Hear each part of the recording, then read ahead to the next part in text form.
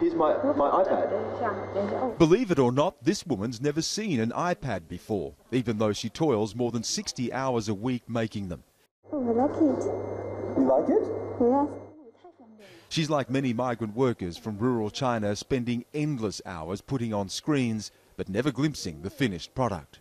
Half spicy, half hot. Here's another first. This is her only meal at a restaurant since she started at Foxconn, a company that produces electronics for the world's leading brands. It's very interesting. Yeah, interesting.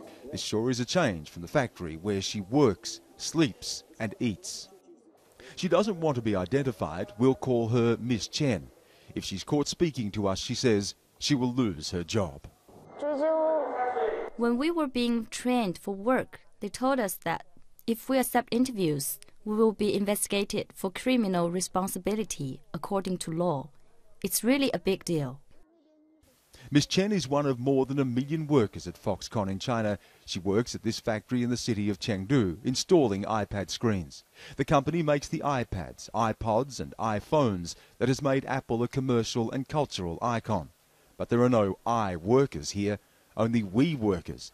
And Miss Chen says we work whenever Foxconn says so. They use women as men and they use men as machines. There's another way of saying it. They use women as men and they use men as animals. Well, this is the front gate of the Foxconn factory. It's as far as we're going to be able to go. But every day, literally tens of thousands of workers go through these gates. According to the worker that we spoke to, people don't tend to stay very long here. If they have any complaints, well, the attitude of management is, if you don't like it, you can leave. Only weeks ago, workers threatened mass suicide at a Foxconn factory in Wuhan, manufacturing Microsoft products. Microsoft said in a statement it investigated and found the matter related to staffing assignments and transfer policies, not working conditions. The company noted that it works to ensure employees are treated fairly. Foxconn says it resolved the dispute. But in 2010, the company made unwanted headlines when more than a dozen workers killed themselves, forcing Foxconn to improve its factories. The company tells CNN it boosted pay and provided counselling. Foxconn now boasts of its on-site health care and worker living conditions, which it claims are among the best in China.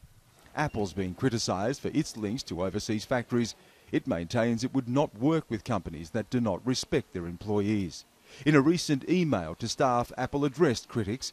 It says, quote, "We care about every worker in our worldwide chain." Miss Chen, though, sees it very differently. Do they care about us? I don't know. At least I'm not getting any of that care. Though Foxconn insists its workers are treated fairly and their rights fully protected, workers' rights groups say the company favours only a privileged few, executives, managers. For the many thousands of others, it is run with a military culture. They point to unpredictable hours at the whim of management, complaints of inadequate breaks, and workers not even allowed to speak on the factory floor.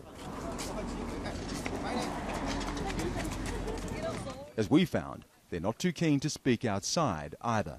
You want to speak to us? We had to meet Miss Chen at this restaurant. It's a rare outing for her. Foxconn takes up every waking moment. It's so boring. I can't bear it anymore. Every day was like, I get up from work and I go to bed. I get up in the morning and I go to work. It became my daily routine and I almost felt like I was some kind of animal. Hers is just one tale, but it's an experience repeated elsewhere by other disgruntled Foxconn employees. She says she will leave soon to go back to college. She has no desire to return here. When I graduate, I don't want to work in Foxconn. You don't? No. Oh, don't. But there is always the lure of that iPad. You like it? Oh, I like it. I want to have one. You want to have one? Maybe one day I have enough money. Enough money? Right now, Miss Chen says she earns less than $1 an hour. Stan Grant, CNN, Chengdu.